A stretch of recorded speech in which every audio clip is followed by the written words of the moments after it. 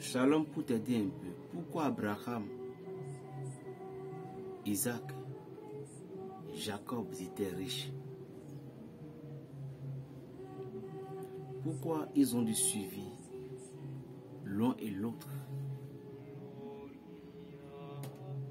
Pourquoi la grande majorité des enfants d'Israël, les Juifs, sont riches? Parce que leur secret, c'est parmi eux. Les Juifs s'aidaient les uns les autres. Les Juifs, ils s'aidaient les uns et les autres. Ils ont les secrets. Comment économiser. Et ces secrets, c'était entre eux. Rarement, tu verras un riche à l'extérieur ou dans un endroit pauvre. Particulièrement pauvre, c'est faux. Il y en a, c'est pas que pauvreté ne manque pas, mais pauvre en business, c'est faux. Le secret que Abraham a utilisé, il a délégué ce pouvoir à Isaac. Isaac a demeuré dans la voie de l'Éternel en suivant les prescriptions selon la loi de Dieu. Et en même temps, la bénédiction est tombée sur Jacob. Jacob a dû suivre et cette essence est collée sur Joseph. Joseph est devenu le premier ministre. Cette essence, nous avons vu comment Dieu même l'a fait sortir dans le corps de Salomon. Et en toutes choses, qu'est-ce qui a prouvé la gloire de Salomon? L'offrande qu'il a fait devant le temple de Jérusalem. Et le feu est tombé du ciel sur ces offrandes. Il y a des offrandes que Dieu reçoit avec cœur. Et c'est ces offrandes-là qui vont vous libérer dans toute difficulté, dans toutes les situations que vous traversez. Vous ne croyez pas, vous ne comprenez pas. Ce qui est pour Dieu, lorsque vous les économisez, l'hôpital va venir chercher. L'enfant va tomber malade. Des problèmes vont passer de gauche et de droite. Mais tu ne sauras jamais. Ton pasteur, ton église a besoin. Tes frères, tes soeurs, tu sais bien que telle personne, tu peux l'aider à louer une maison. Tu peux l'aider à faire qu'elle pourrait démarrer une activité. Mais pourtant, tu dis que tu ne feras pas. Mais pourtant, les moyens ne te manquent pas. Dieu va faire ce que tu vas dépenser ces sommes d'argent sur notre voie.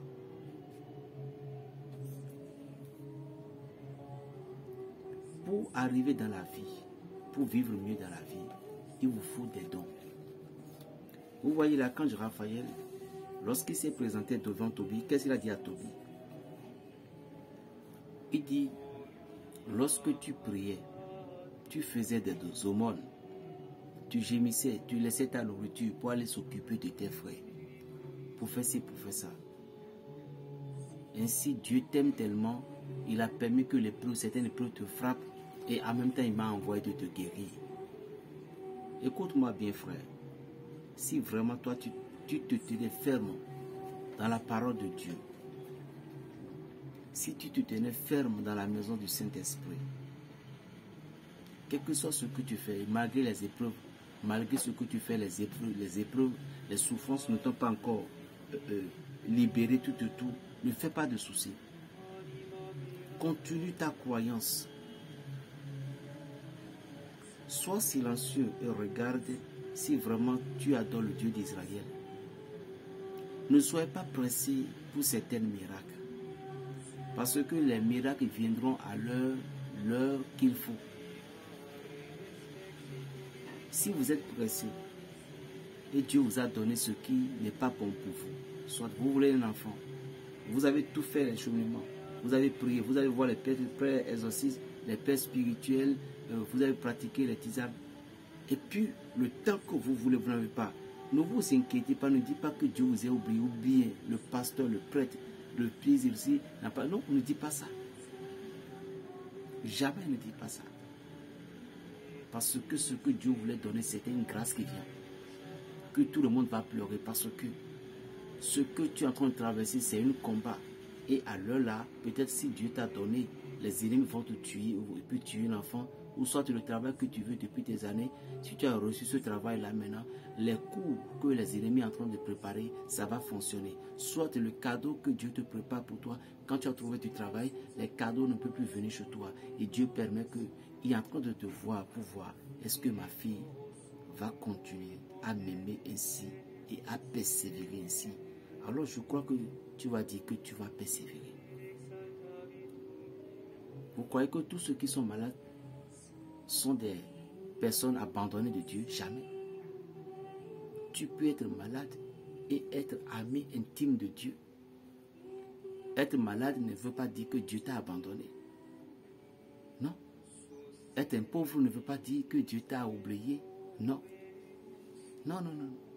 Parce qu'il y a des saints pauvres qui viennent sur la terre et elles sont heureuses dans leur communauté de pauvreté qui sont. Elles sont à l'aise. Et ce sont eux que Dieu serve pour donner des exemples à d'autres personnes. Il y a des anges qui s'incarnaient dans la chair des pauvres, des aveugles, tout. Ils viennent prendre des aumônes auprès de vous. La parole de Dieu a dit à quelque part, dans la Bible dit, lorsque quelqu'un est dans le péché, et puis vous lui donnez de l'argent, la punition qui est sur lui reviendra vers vous. Je vais lire cette passage-là pour vous. Je viens, pas maintenant. Cherchez, vous allez trouver. Lorsque quelqu'un est dans le péché, il est dans la malédiction, et puis vous êtes parti dans son secours, toutes les malédictions qui sont sur lui là, ça va revenir sur vous. Parce qu'il y a des gens, ils sont dans la punition, ils sont dans la punition. Alors là, c'est la peur. Hein? Alors, vaut mieux de tourner concrètement vers Dieu et demander à Dieu à qui vous pouvez faire, à qui vous ne pouviez pas faire. Des personnes aujourd'hui qui sont riches, d'abord les riches ne donnent jamais l'argent à quelqu'un. C'est les pauvres qui donnent de l'argent. Parce que quelqu'un qui est riche n'est jamais rassasié. Mais quelqu'un qui est pauvre, il est rassasié du peu qu'il a et il donne parce qu'il est dans la fierté de donner. Nous sommes tous des pauvres, toi et moi. Tu n'es pas riche. Si tu es riche, donc là, tu es égoïste.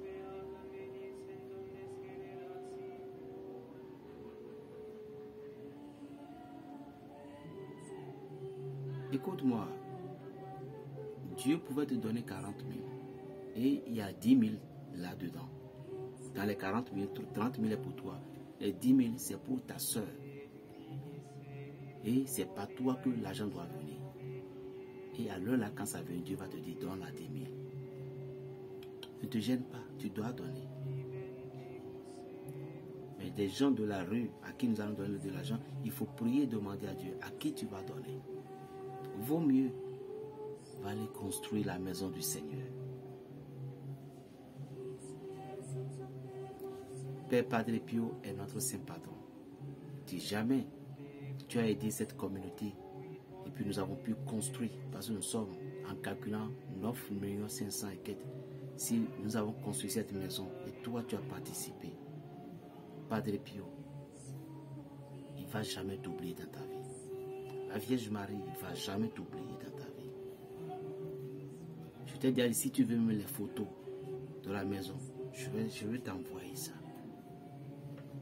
Et tu vas voir, c'est la vérité. Nous avons besoin de construire la maison de Dieu.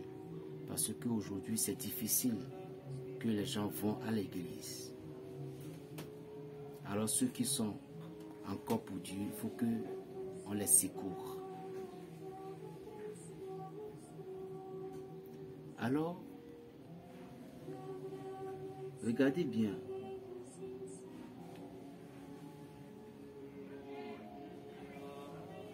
Le cas de Noé.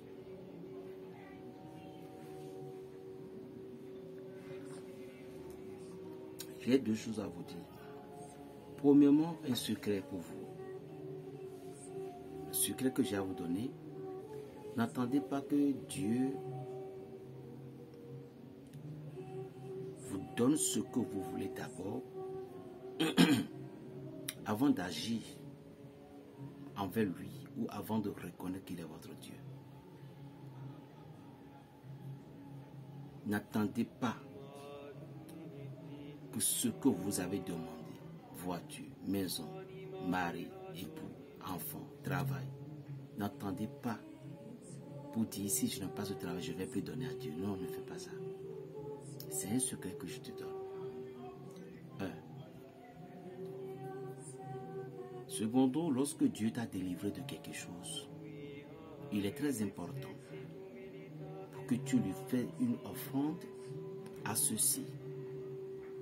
Il va te rebénir. Parce qu'il y a des choses qui nous arrivent.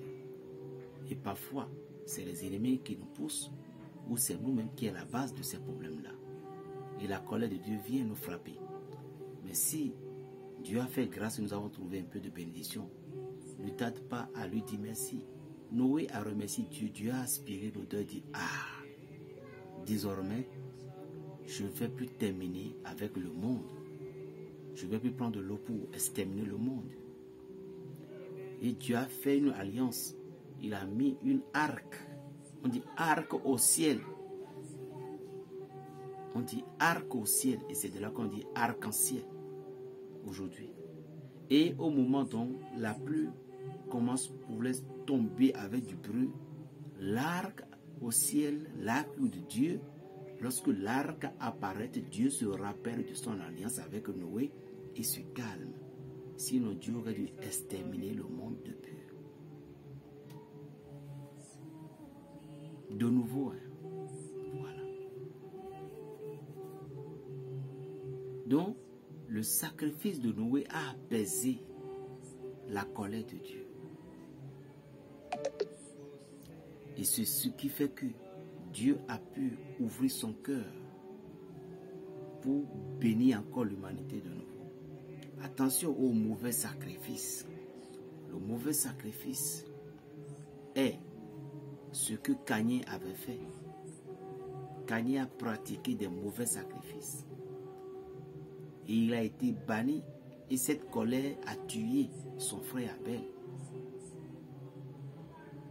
Ne regarde pas ton frère ni ta soeur de ce que lui ne veut pas faire, mais toi. Attention, ne dors pas. On m'appelle Berger Raphaël le Béninois. Je te bénis dans le nom sacré de Jésus-Christ et que Saint Padre Pio de Prétechina soit ton guide. Soyez bénis dans le nom puissant de Jésus. Il n'y a pas deux. Il ne peut ni encore avoir deux. C'est lui seul. Le maître des maîtres. Il n'y a pas deux. Qu'il vous bénisse et qu'il vous pardonne tous vos péchés.